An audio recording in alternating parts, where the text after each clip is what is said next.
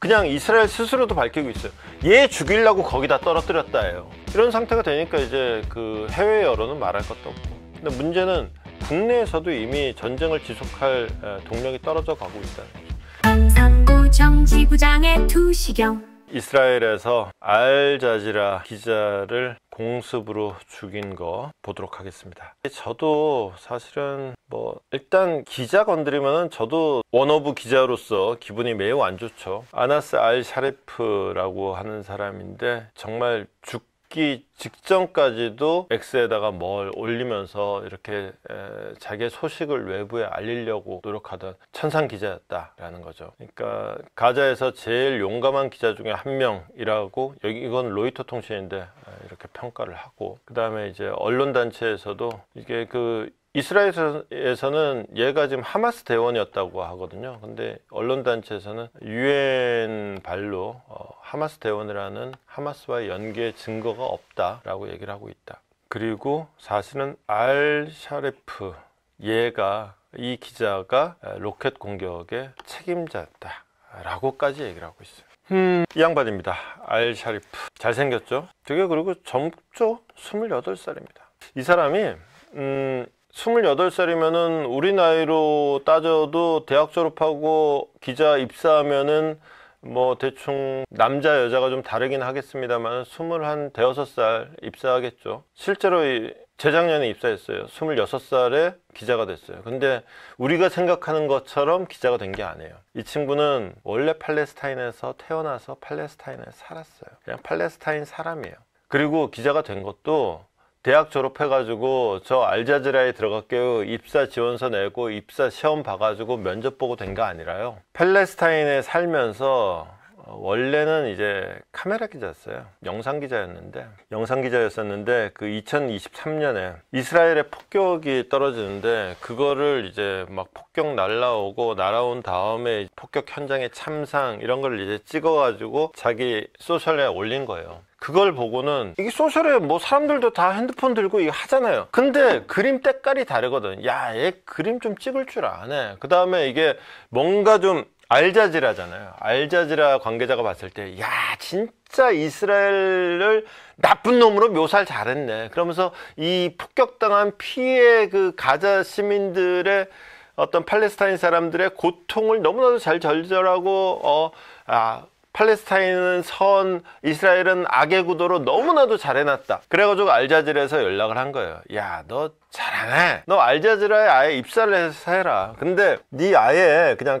영상만 찍지 말고 아예 리포트를 해라. 네가 마이크를 잡아라. 그랬대. 이 친구가 마지막에 고민했던 지점은 그거예요.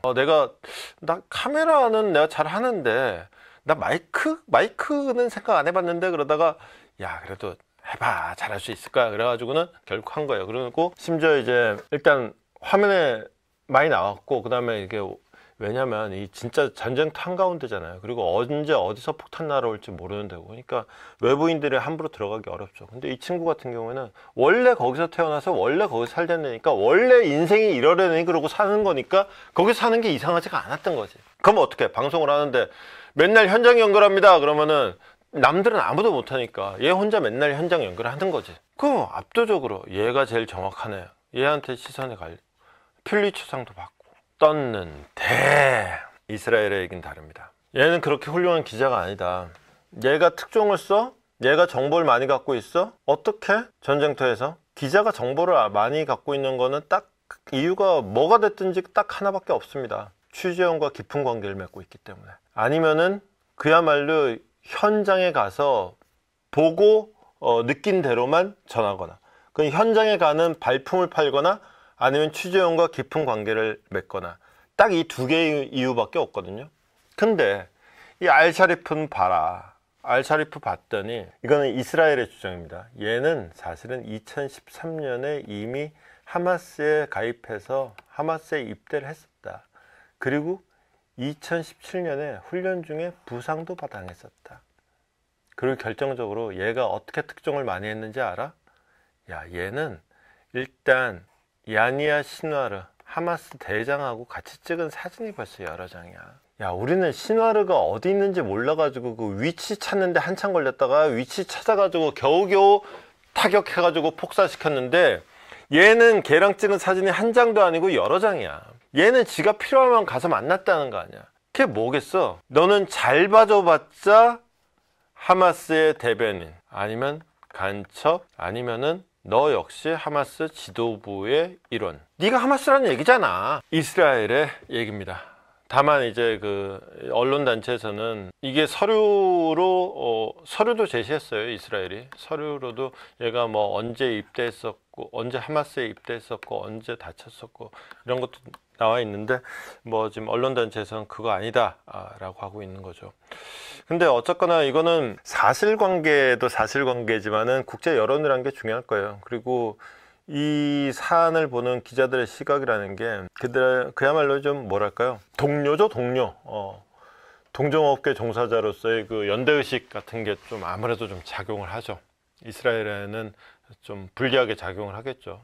그러니까 이 양반이 진짜로 뭐 기자의 탈을 쓰고 하마스의 일원으로서 막 이렇게 막 오히려 좀 뭐 이렇게 하는 사람이었다 할지라도 이스라엘로서는 굉장히 위험한 수를 쓴 게 아닌가 싶은 생각도 듭니다.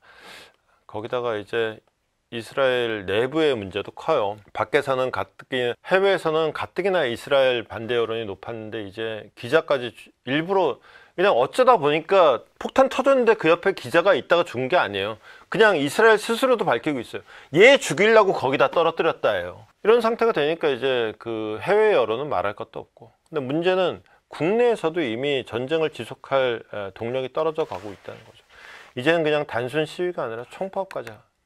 다만 이제 최대 노동장치는 불참하간다는 건데, 이게 이제 앞으로 이스라엘로서는, 네타냐후로서는 넘어갈 숙제가 되겠죠. 이게 몰릴수록 강경해질 수밖에 없는데, 그 강경해지다가 그래도 강경이 최소한의 지지는 끌고 갈 수 있는 강경이라 해야 되는데, 자기 존립 근거마저 해칠 정도로. 예컨대 얘가 진짜로 정말 그 하마스의 일원이었다라는, 정말 누구도 부인 못하는 증거를 낼 수 있었다면 모르겠지만, 그게 아니면은 굉장히 좀 앞으로 싸움을 좀 힘들게 갖고 갈 수밖에 없는 이런 또 좀 도발이 아니었나 싶기도 합니다. 오늘도 밝혀본다 두시경 너머의 진실. 복잡한 세상 단 하나의 눈, 기자의 시선이 그려낸 통찰.